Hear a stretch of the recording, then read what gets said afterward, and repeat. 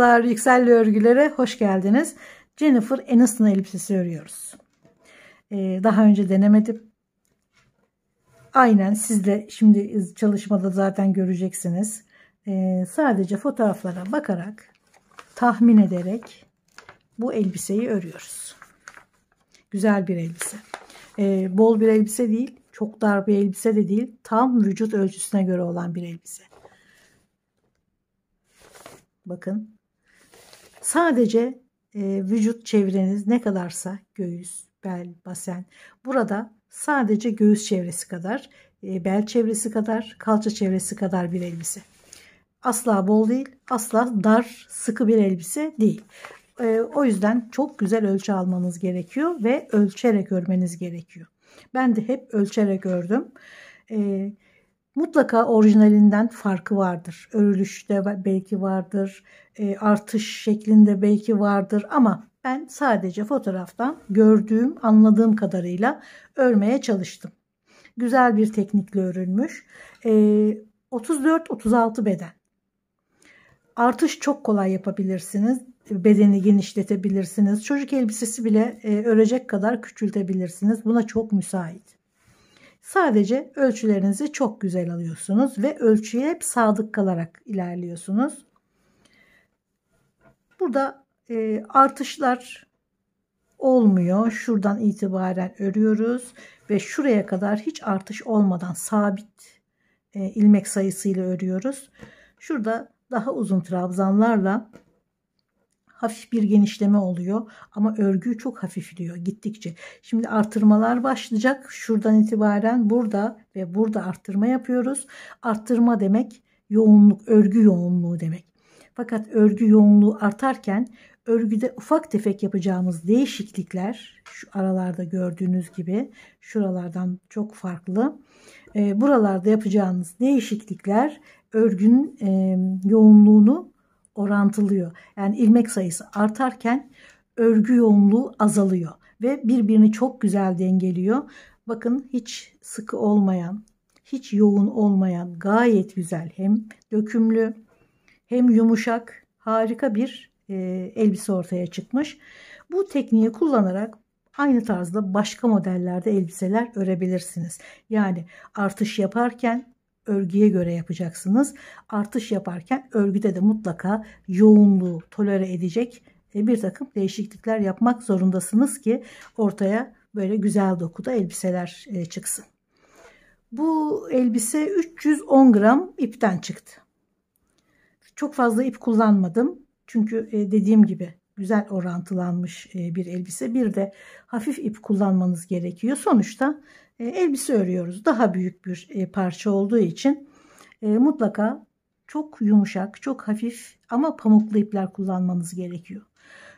Yaz için olan iplerden kullanmanız gerekiyor. İnce ip olması gerekiyor. Terletmeyecek. Pamuklu dışında kullanırsanız giyerken çok zorluk yaşarsınız. Mutlaka tekrar söylüyorum pamuklu ipler tercih edin.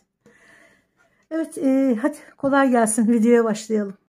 Kiloyla aldığım iplerden kullanıyorum. Bunlar pamuk ipler. Elbiseye de çok yakışıyor bu ipler. Gerçi her örgüye yakışıyor. Ağırlık vermediği için, hafif olduğu için ben tercih ediyorum böyle ipleri.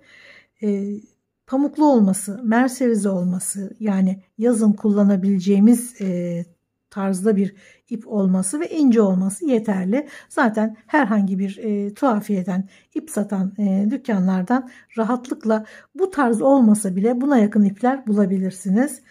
2 tane tığ kullanıyorum ama şu 3 milim daha kalın olan tığ sadece başlangıç zinciri için kullanıyorum. Sonrasında 2,5 milim tığ kullanarak elbiseyi bitiriyoruz zaten. Örgünün çekmemesi, küçülmemesi için biraz daha kalın tığ kullanıyoruz. Şimdi örmeye başlayacağız. Önce şurada 2 parça var. Önce bunları öreceğiz. Başlangıç şuralardan başlıyoruz zincir çekerek. Omuz genişliği kadar örüyoruz. Sonrasında kol altı oyuntusu için örgüye devam ediyoruz. Her iki kenarda da ortadan dikiyoruz. Bunu zaten ilerledikçe göreceğiz. Ölçüyü nasıl alıyoruz? göğüs altından tutuyoruz. Ama siz isterseniz biraz daha aşağıdan da örebilirsiniz. Böyle modelleri de gördüm çünkü. Ama ben burada gördüğüm kadarıyla örmek istiyorum. Tam göğüs altından biten şu parçaların ölçüsünü nasıl alıyoruz? Göğüs altından tutuyoruz mezurayı. Şöyle sırta doğru çeviriyoruz. Şöyle aynı hizaya getiriyoruz. Şuradaki santim bizim ne kadar zincir çekeceğimizi gösteriyor.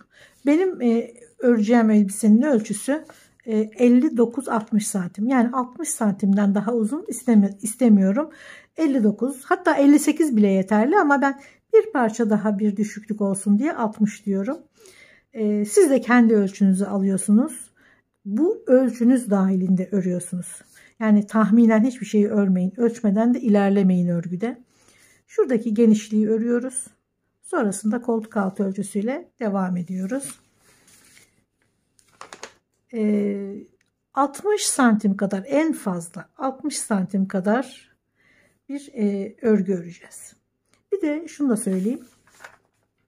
Öreceğimiz desen 4 ilmek üzerinden kendisini tekrar ediyor. Yani trabzanları öreceğimiz ilmek, arada bırakacağımız 3 tane ilmek, 4. Hep 4 üzerine. Eklemek isterseniz de 4 ve katları, eksiltmek isterseniz 4 ve katları olarak düşünün. Öreceğim zincir sayısı da gene 4 ve katları olması gerekiyor.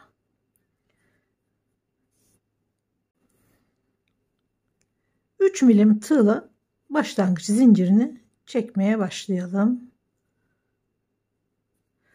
Ben ufak bir parça denedim.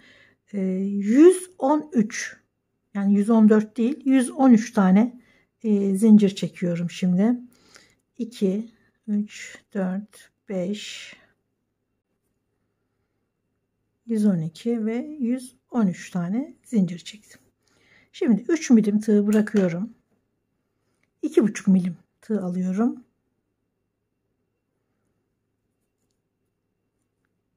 Bir zincir çekiyorum. Bir üst sıraya çıkabilmek için.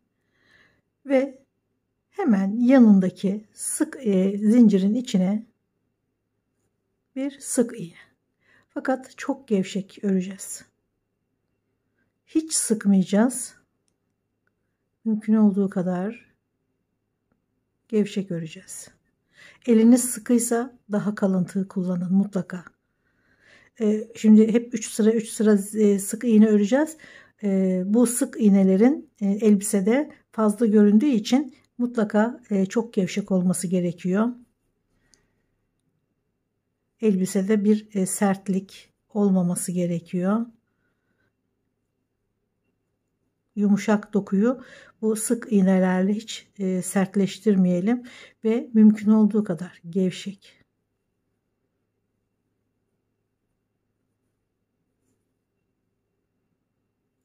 Dantel gibi düşünmeyin. Çünkü bunlar sonuçta yazın giyilebilen elbiseler. Hava alması gerekiyor. İçine hava geçirmesi gerekiyor. Hiç sıkmadan.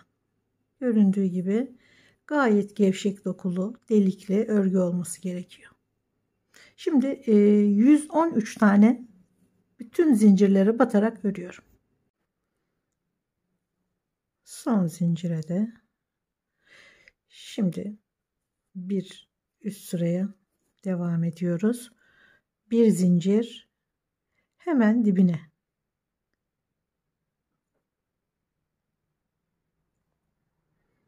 Sık iğne. Yanındakine gene her sık iğnenin üzerine bir sık iğne örerek sırayı tamamlıyoruz. Bunu bir kere daha tekrarlıyoruz. Yani 3 sıra sık iğne örüyoruz.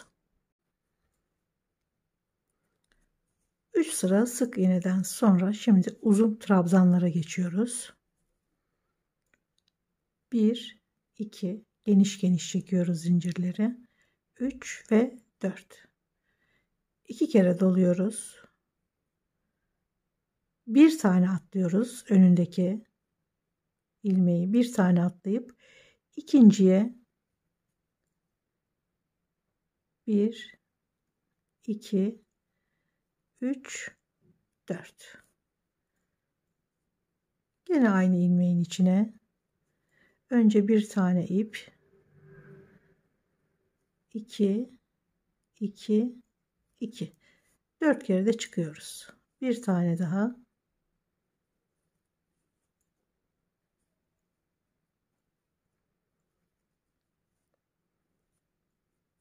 dördüncüyü de örüyoruz.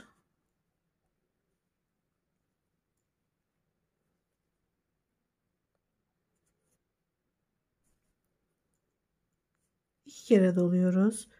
1 2 3 tane ilmeği atlıyoruz.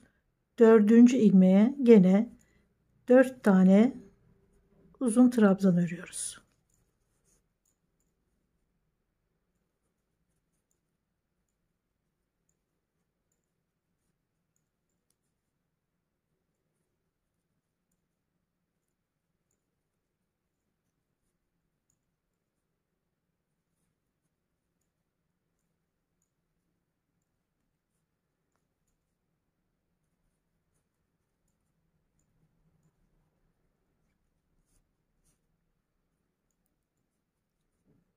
Bir, iki, üç ilmeği atlıyoruz.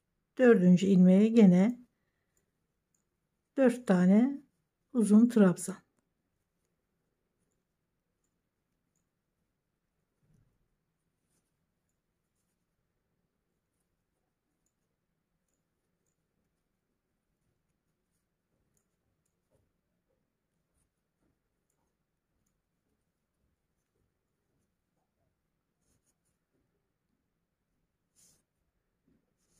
Sıranın sonuna kadar 3 tane ilmek atlayıp 4 tane uzun trabzan örerek devam ediyoruz.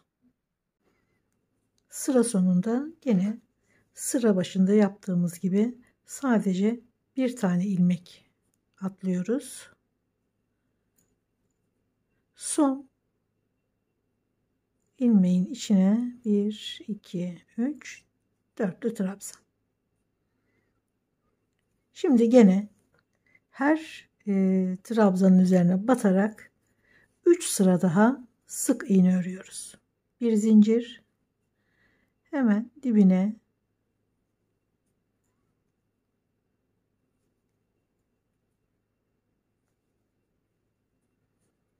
3 sıra sık iğne.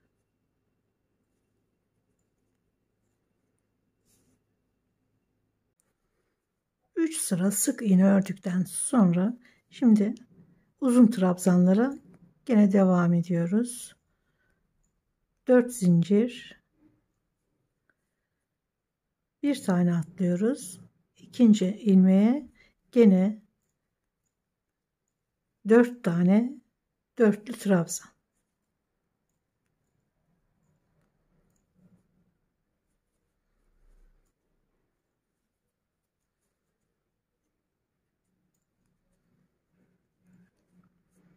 Aynen alt sıranın alt sırayı ördüğümüz gibi bu sıraya da devam ediyoruz. 1 2 3, dördüncü ilmeğe gene 4 tane dörtlü trabzan.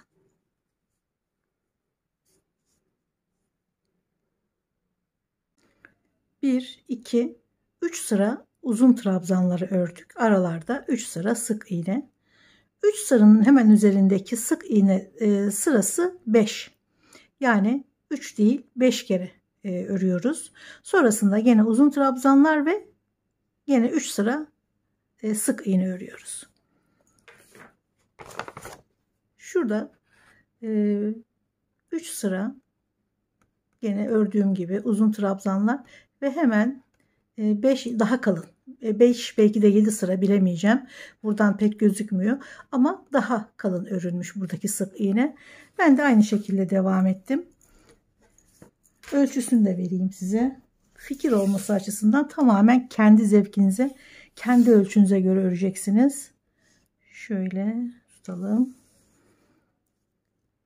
Tam 60 santim. Şöyle göstereyim. Bakın. Tam 60 santim. istediğim uzunluğa ulaştım. Bir de şöyle eninden ölçelim. Bu da 11,5 santim. Gayet güzel. Şimdi kol oyuntusunu yapacağız. Örgüye gene devam ediyoruz ama tamamen değil. İkiye katlıyoruz. Sadece koltuk altına devam ediyoruz. 1, 2, 3, 4, 5, 6 desen daha ördüm. Şöyle göstereyim. Şuradan başlangıç yerimizde koltuk altına kadar geldik. Şimdi 1, 2 trabzan sırası daha örüyoruz. Arada 3 sıra gene sık iğne var ve bitişte 2 ya da 3 sıra sık iğne daha örüyoruz. Şuradaki oyuntuyu vermek için bir de tabii ki şuraya da aynı örgüyü örüp bu koltuk altı ortadan dikerek birleştiriyoruz. Bu ölçü size dar gelirse, daha büyük örmek isterseniz mesela 3 sıra sık iğneyi 5'e çıkarabilirsiniz. Daha kalın ördüğümüz bölümü de 7'ye çıkarabilirsiniz. Mesela 4'te değil de trabzanları 5 kere de çıkarabilirsiniz. Yani desen bu. Bununla istediğiniz gibi değişiklik yaparak bedeninize uygun şekilde örebilirsiniz. Ya da çocuk için örmek isterseniz de trabzan sıralarını azaltırsınız. Aradaki sık iğneyi 1'e kadar düşürebilirsiniz. Yani zevkinize kalmış. Ben fotoğrafta gördüğüm haliyle örüyorum. Bundan sonraki yapacağınız değişiklikler sizin zevkinize ve yeteneğinize kalmış. Şimdi 2 sıra örüyorum trabzan sırası olarak. Sık iğnelerle bitirip aynısını karşıya da örüyorum. İşaret taktığım yere kadar 6 trabzan, 6 grup trabzan ördükten sonra sıra sonunu bitirdiğimiz gibi aynen burada da bir tane ilmek atlayıp diğerine uzun trabzan yapıyoruz. Bir zincir, hemen dibine sık iğne, 3 sıra sık iğne, tekrar trabzan sırası yapıyoruz. 2 ya da 3 sıra sık iğneden sonra bitiriyoruz. Bu koltuk altı oyuntusunu siz istediğiniz kadar uzunlukta örebilirsiniz. 6,5 santim. Şimdi aynı örgüyü bu tarafa da örüyorum. Ortadan dikiyorum. 6,5 6,5 13 santim. Şöyle koltuk altında bir mesafe olacak. Siz bunu şu sık iğne sıralarını arttırarak daha fazla örerek daha da büyütebilirsiniz. Şimdi karşılığını örmek için baştan 25. ilmeğe hemen ipi takalım.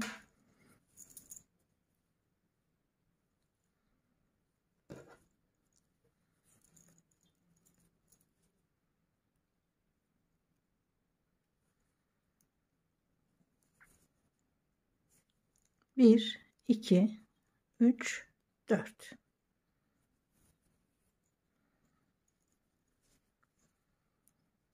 Bir tane atlıyoruz. Diğerine 2 kere dolayacağız tabii ki.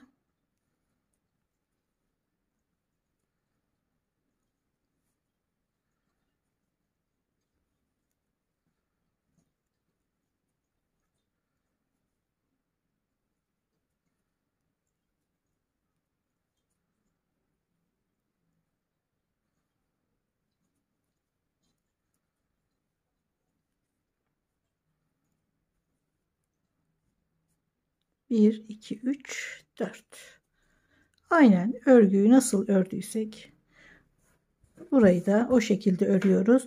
En son 3 tane sık iğne ile tamamlıyoruz. Biraz ipi uzun bırakıyoruz. Bir iğne yardımıyla şimdi iki parçayı şöyle koltuk altından birleştiriyoruz. Önce burada durduğu gibi ipi karşı tarafta şöyle en ucuna takıyoruz. Bir de sağlamlaştıralım. Şimdi hep yana batıyoruz. Şöyle üstten atarak geçmeyeceğiz. Hep ipi yana taşıyarak dikeceğiz. Şurada gördüğümüz şu ilmeklerin en dışındakini şunu alıyorum. Karşıdaki ilmeğin gene en dışındakini alıyorum. Şimdi şöyle yana geliyorum. Şuradaki şöyle ilmeği göstereyim. Bunun dışındaki ipini alıyoruz. Sonra karşısını gene dışarıdaki ipi alıyoruz. Tek ip alıyoruz. Dış tarafta kalan ipleri alıyoruz.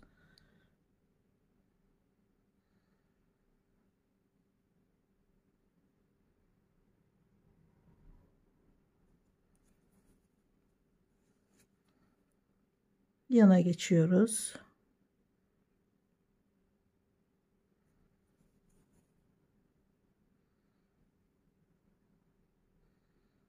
Güzel, hafif sıkmadan bir dikiş yapıyoruz.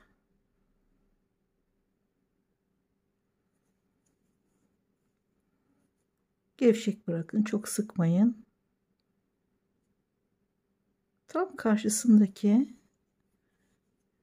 ilmekleri birbirine dikiyoruz.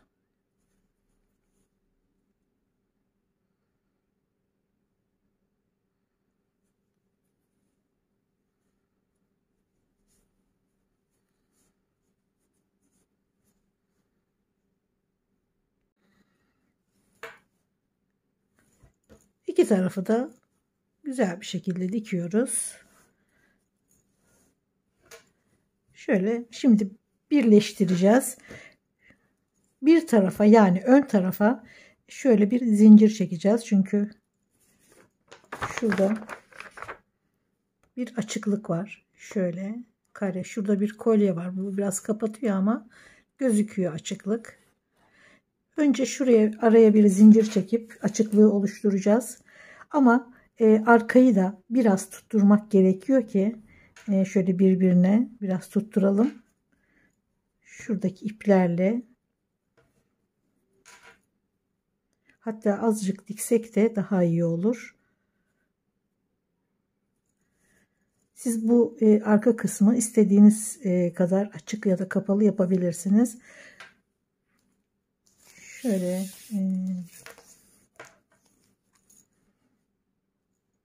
13 santim kadar bir dikiş yapacağım. Şöyle birleştireceğim 13 santim kadar. 12-13 santim kadar. Siz tabi isterseniz daha da kapatabilirsiniz. Daha açık tutabilirsiniz. Tamamen zevkinize bağlı. Arkayı 12 santim kadar diktim. İki parçayı sabitleyince artık örgü örmemiz de kolaylaşacak. Bir de şuraya bir zincir çekeceğiz. 4 santim kadar bir zincir çekeceğiz. Şimdi bu elbise göğüs kısmı 85 olacak. Birebir öreceğim. Çünkü bu elbise modeli öyle bedene çok fazla oturmuyor ama bedeni sarıyor. Zaten sıcak aylarda giyileceği için çok böyle sıkan bir elbise olmaması gerekiyor ama zaten fotoğraflarda da gayet güzel gözüküyor. Vücudu sarıyor ama sıkmıyor. Güzel bir detay halinde yapmışlar. Sadece şu etek ucuna fazla arttırma yaparak biraz fazlalaştırmışlar etek ucunu. Bakın burada gözüküyor. En fazla arttırmayı şurada yapmışlar diye düşünüyorum. Şimdi ölçüleri bir gözden geçirelim. Şuraya ben bir zincir çektim. 4 santim. 1, 2, 3, 4, 5, 6, 7 tane zincir çektim. Bu da 4 santime denk geliyor. Şimdi ölçüleri bir daha gözden geçirelim. Göğüs çevresi 85. Örgüyü de tam 85 örüyorum. 12, 12, 24. 6,5, 6,5 kol altlarına, koltuk altına örmüştük. 14 santim.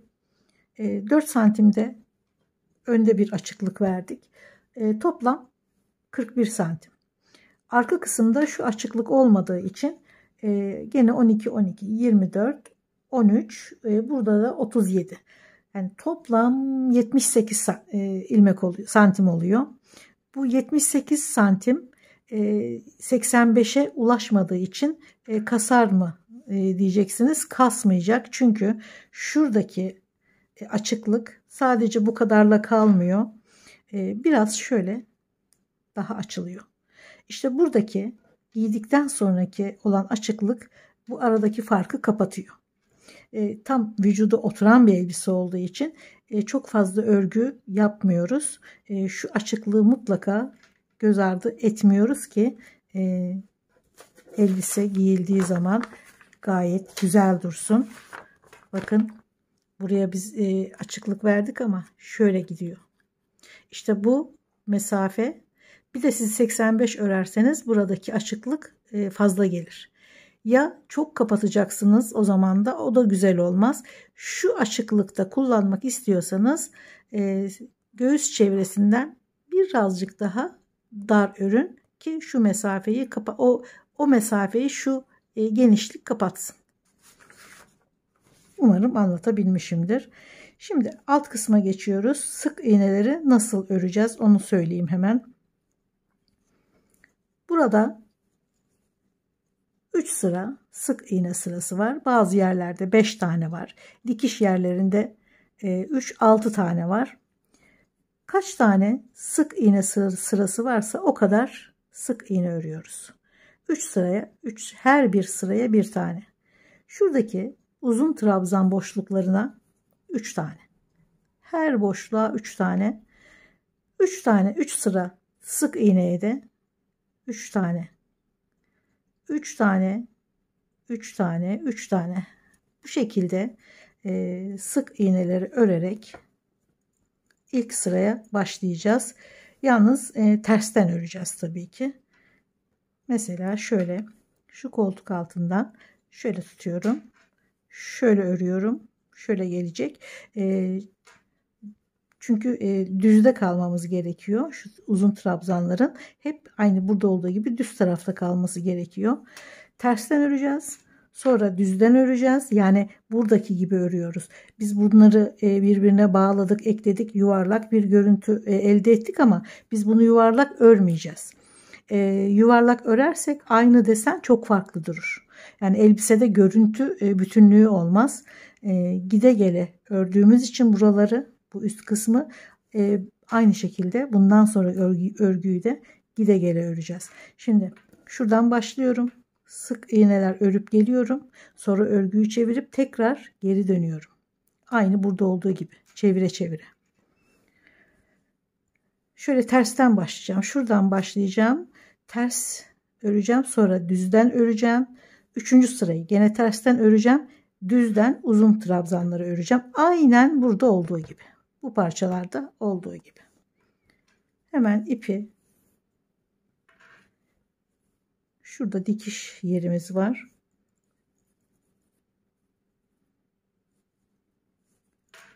Şöyle ortadan tam dikiş yerinin kenarını şuradaki ilk sıranın üzerine bir sık iğne.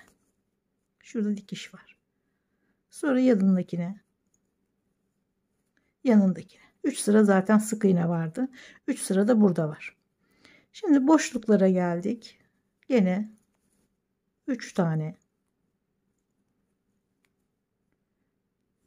sık iğne sıralarına 1 2 3 tane boşluklara gene 3 tane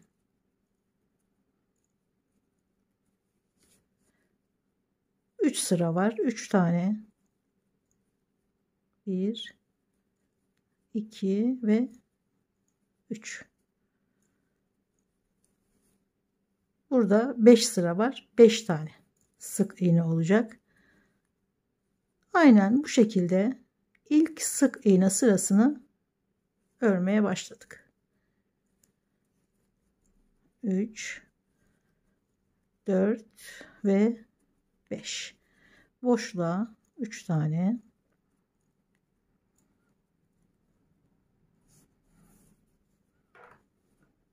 Şöyle koltuk altından başladık ve şöyle tutarak başlıyoruz ki bütün uzun trabzanlar hep düz tarafta kalsın. Aynen bu şekilde başladığım noktaya kadar devam ediyorum. Zincir çektiğimiz yere de aynı zincirlerin üzerine her birine bir sık iğne.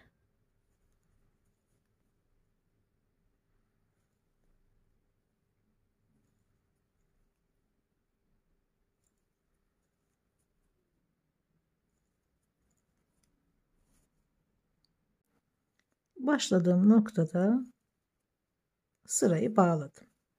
Çeviriyorum. Geri dönüyoruz. Bütün sıraları bu şekilde örüyoruz. Döne döne.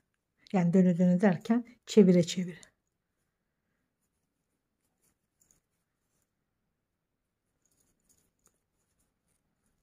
Bir zincir. Hemen şurada başlangıç ilmeği var.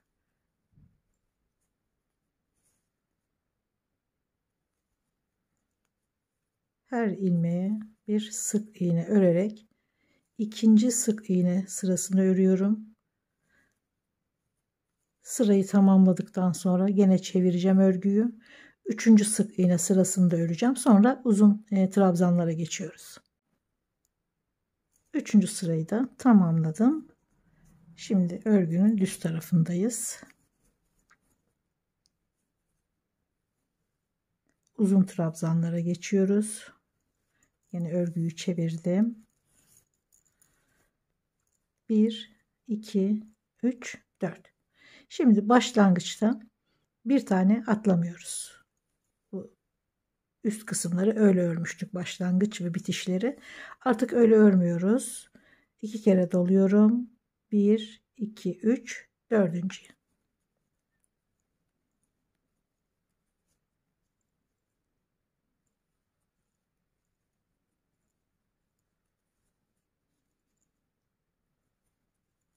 Üç ilmek atlıyoruz. Dördüncü ilmeğe 4 tane dörtlü trabzan örüyoruz.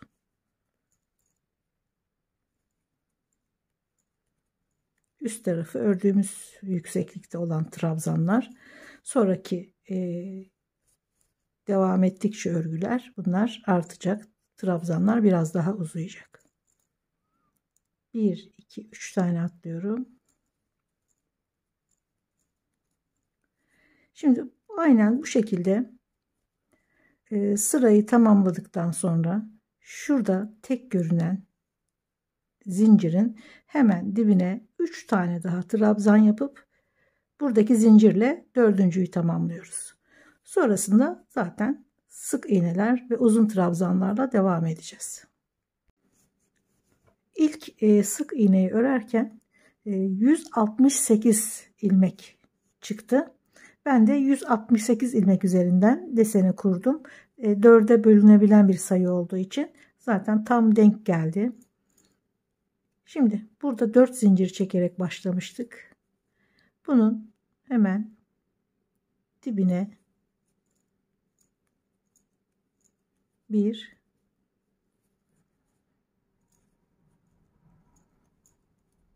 2,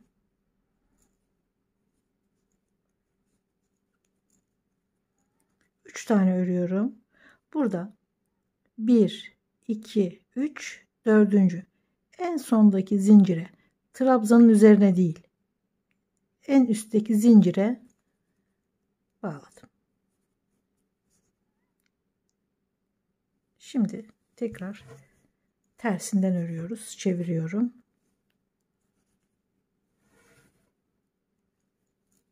Sık iğne öreceğiz.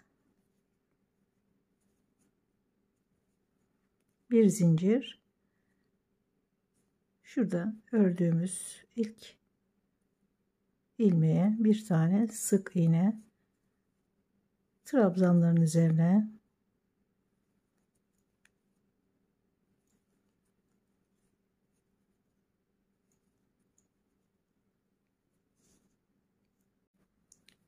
3 sıra uzun trabzanlar, aralarda 3 sıra sık iğne, ama son 7 sıra sık iğne ördüm.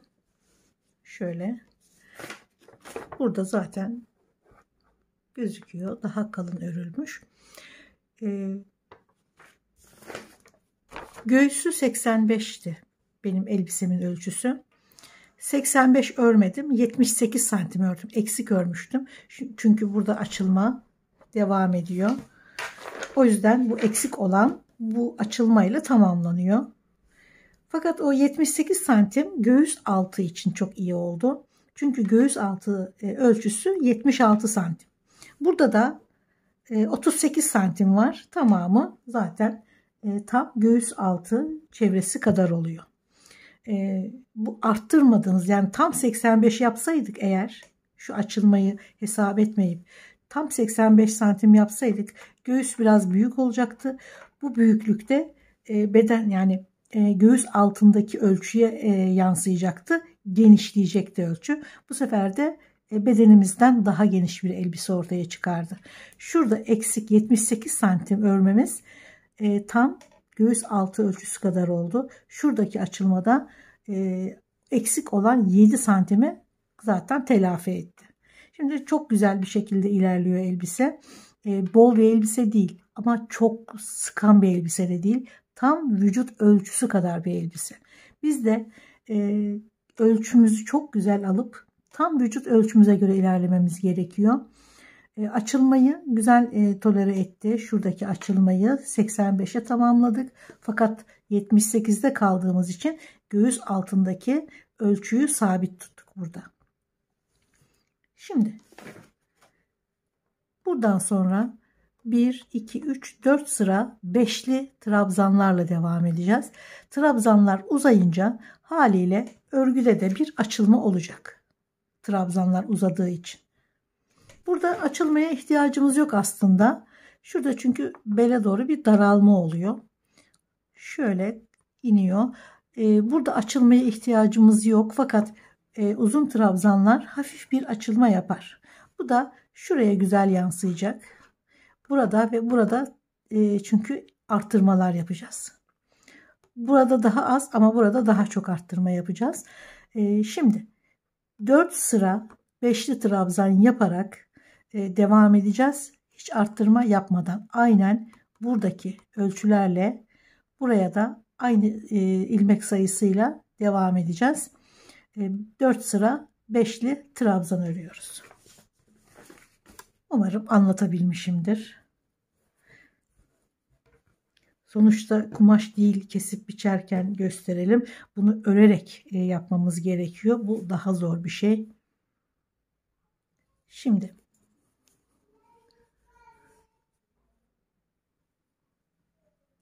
sırayı tamamlıyoruz. Aynı ölçüler üzerinden devam edeceğiz. Şurada başlangıç noktasına iğne takarsanız yeni başlayanlar için daha belirleyici olur, daha kolaylık sağlar. Sırayı bağladım. Örgüyü çeviriyorum. Şimdi düzüne geçtik. Çünkü bütün uzun trabzanlar düz taraftan kuruluyor.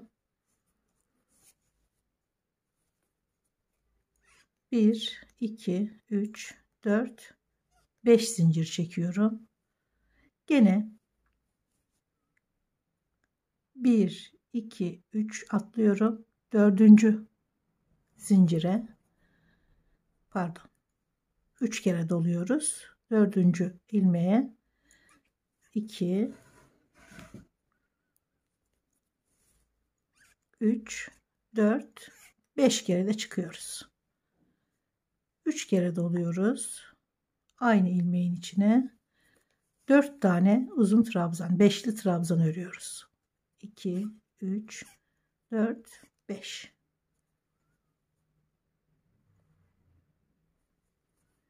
Aynen burada ördüğümüz gibi, şimdiye kadar ördüğümüz gibi devam edeceğiz. Sadece 3 kere dolayıp 5 kere de çıkıyoruz.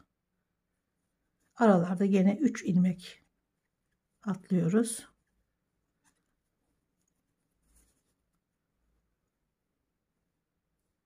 1, 2, 3 ve dördüncü.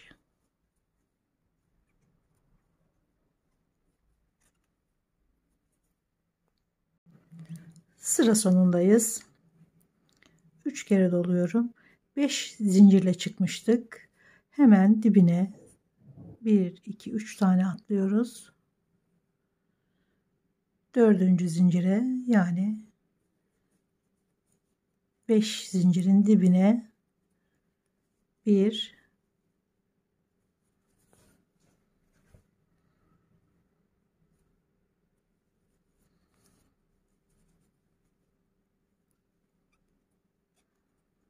2,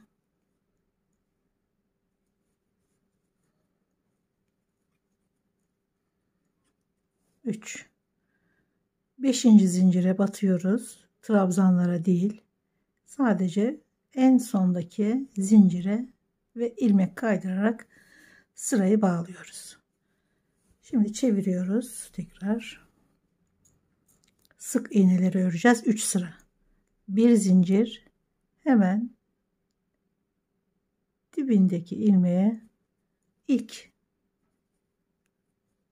sık iğneyi örüyoruz. Şöyle bir iğne takın. Yeni başlayanlar için tabii ki. Büyük kolaylık sağlıyor.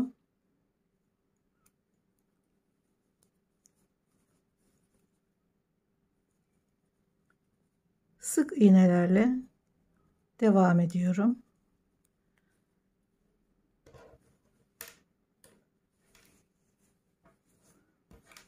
Burada uzun trabzanlara geçtik. Yani beşli trabzanlara geçtik. Bunlar dörtlüydü.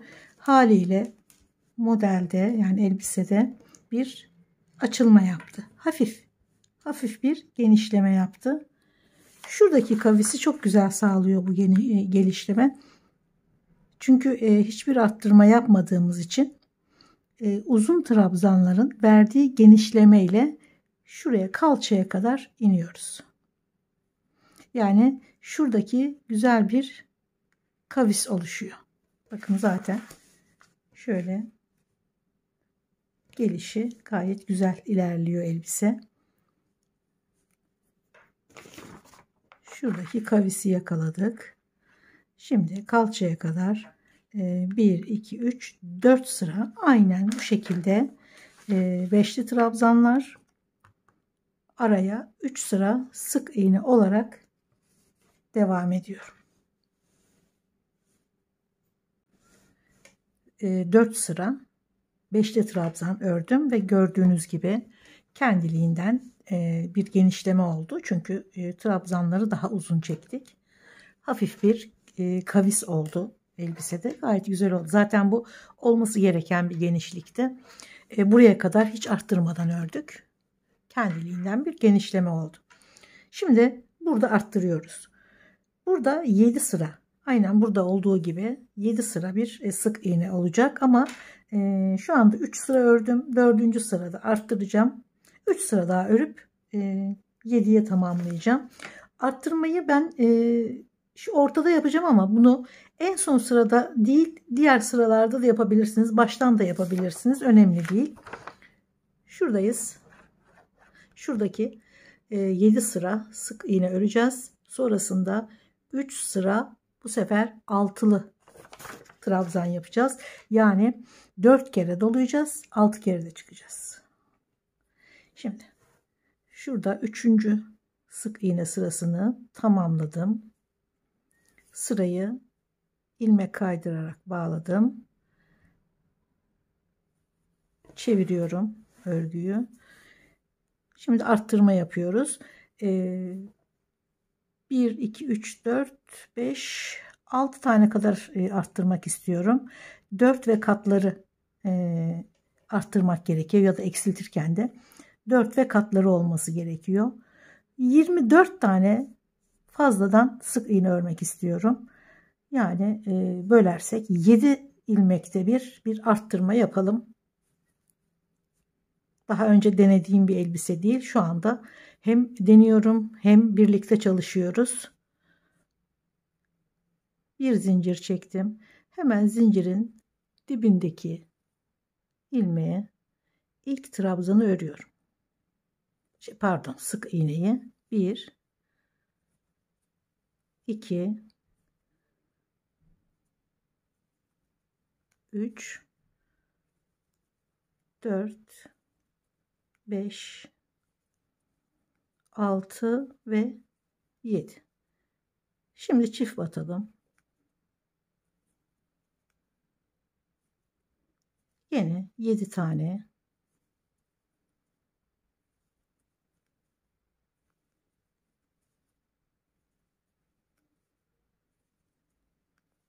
Bol bol örüyorsunuz. 2 4 6 7. Şimdi çift batıyorum. Çift battım ve sırayı tamamladım.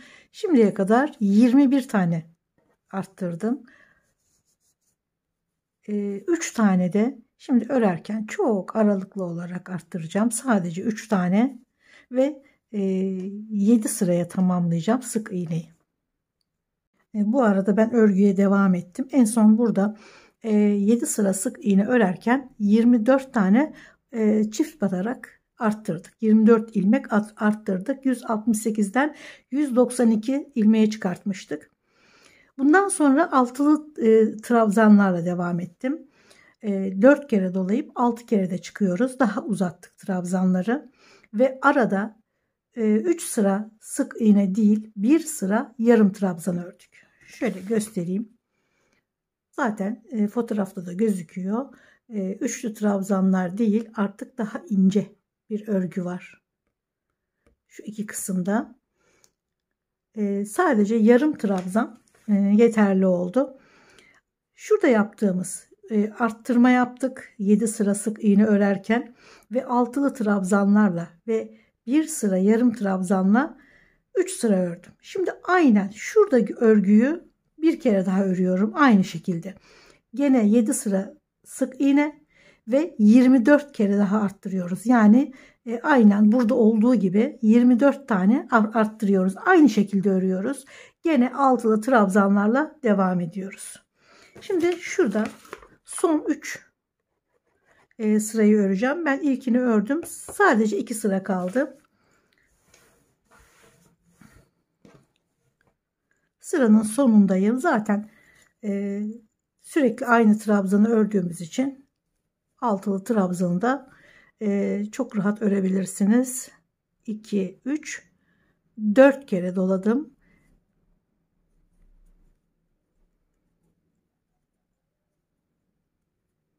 6 kere de çıktım. 3 tane ördüm. Sonra buradaki zincirin en üstüne bağladım. Çeviriyorum. Şimdi yarım trabzan örüyoruz.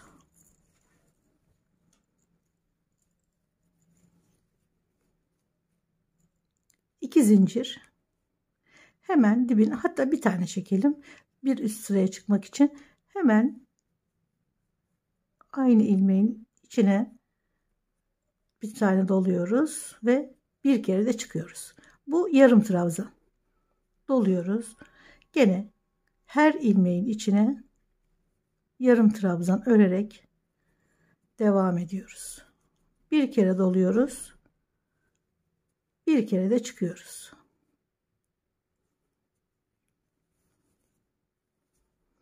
Bir sıra örüyorum. Sonra tekrar örgüyü çevirip gene altılı trabzanlarla devam edeceğim. Etek ucuna da bir sıra sık yarım trabzan örerek elbiseyi tamamlıyoruz. Evet, elbiseyi tamamladım. Gerçekten harika bir elbise oldu. Bu kadar elbiseye sadece 310 gram kadar ip kullandım. Yumuşacık, hafif, harika bir elbise olduğuna inanıyorum. Ben çok beğendim. Etek kısmını daha da geniş yapabilirsiniz. Daha dar yapabilirsiniz.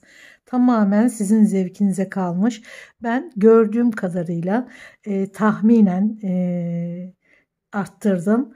Sanıyorum modeli tutturdum sanıyorum ama tabii ki bilmediğim başka detayları mutlaka vardır. Gördüğüm kadarıyla ördüm. Şöyle göstereyim tekrardan. Şu kordonu ve püskülü yaparken bir de şu kol kenarlarına sık iğne geçerken video çekiyorum sandım ama çekmemiş. Gerçi basit. Hemen şöyle anlatayım. Kol altına sadece sık iğne. Burada şu iki parçayı bitirdikten sonra göğüs altında şuradaki sık iğneleri örerken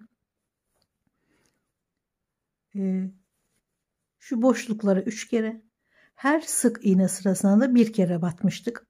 Aynı örgüyü, buradaki aynı örgüyü koltuk altı ve çevresine de uyguladım. Boşluklara 3 tane ama mesela 3 tane sık iğne sırasında 2 kere ördüm. Biraz şurasını toparlamak için. Birkaç ilmek eksik ördüm. Bu kadar basit bir şekilde kolları tamamladım. 75-80 santim kadar zincir çektim. 4 milim tığ, başlangıçtaki zinciri çektiğim tığ ile 75-80 santim kadar zincir çektim. Çok gevşek bol bol zincirler çektim. Şöyle ipi koyuyorsunuz. İçeri şuradan alıp tekrardan şöyle bu şekilde çaprazladım. Bu zaten kolay, mutlaka yapmışsınızdır. Püskülü nasıl yaptım? Hemen onu da göstereyim. Şöyle resim malzemelerimin olduğu bir kutuyu kullanayım. Ölçüsü iyi geldi. Şöyle ipi koyuyorsunuz. İstediğiniz kadar dolayın.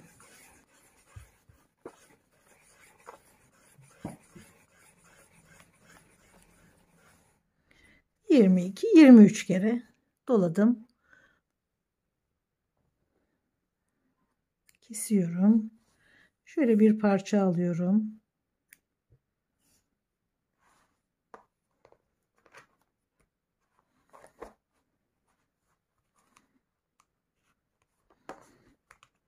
Şöyle içinden geçirelim.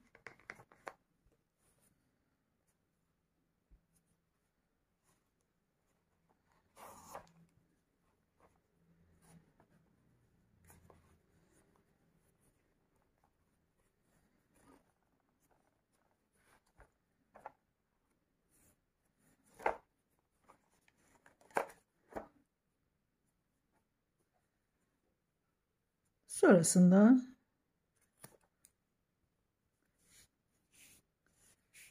buradaki ipleri de püsküle dahil ediyoruz.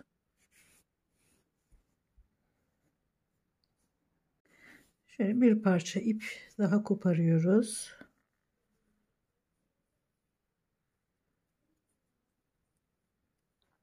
Şöyle 2 santim kadar aşağıdan bağlıyoruz.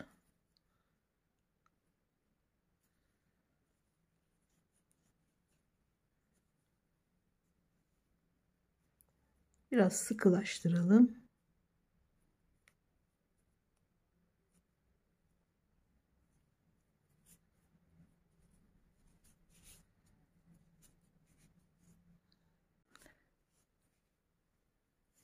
Diğer püskülle ölçerek eşitliyoruz uzunluğunu. Sonrasında şuradaki iplerin içinden geçirelim. Kordonu örerken ip bırakın biraz. Hem örerken hem keserken.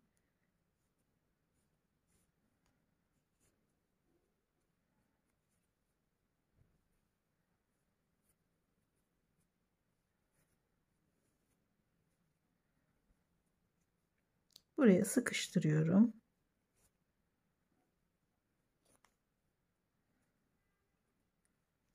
Sonrasında gene püsküle dahil ediyorum ipi. Basit, çok basit haliyle bir tane püskülü bu şekilde ikinciyi yapıp bitiriyoruz. Çok güzel düşünülmüş, çok güzel dizayn edilmiş elbise. Belli bir yere kadar sabit ilmek sayısıyla ilerliyoruz. Sonrasında sadece trabzanları uzatarak örüyoruz. Bu da hem hafif bir genişleme, bir yumuşama getiriyor örgüye, ve daha çok delikli oluyor örgü. Sonra arttırma başlıyor. Şurada arttırdık, burada arttırdık. Arttırmak ne demek? Örgü yoğunluğu demek. Bu örgü yoğunluğunu nasıl hafifletilir? Nasıl daha yumuşak hale getirebiliriz? Eksilterek, örgüde eksik örerek. O da bu elbisede yapılmış. Bir yandan artışlar yapılırken bir yandan trabzanlar uzun uzun çekilerek bu daha delikli hale getirilmiş, yumuşatılmış, artı örgüde eksik örerek, yani 3 sıra sık iğne değil de 1 sıra yarım trabzanla eksik örerek ilmek sayısındaki artışı örgüde eksik örerek güzel bir oran sağlanmış ve ortaya hiç yoğun olmayan, çok hafif, gerçekten dokusu çok güzel, harika bir elbise modeli ortaya çıkmış. Bu teknikleri de aklımızda tutarsak ileride başka ördüğümüz elbiselerde de bunları göz önünde tutmamız gerekiyor. Evet, artış yapıyoruz. Elbise güzel olsun istiyoruz ama artış demek yoğunluk demektir. Mutlaka örgüde eksik örerek, örgüde farklı bir şekle dönüştürerek bu yoğunluğu aynen bu elbisede olduğu gibi dengeleyebiliriz. Umarım benim kadar beğenmişsinizdir. Ben bayıldım elbiseye gerçekten. Evet, daha güzel ürünlerde görüşmek üzere. Kendinize çok iyi bakın. Hoşça kalın.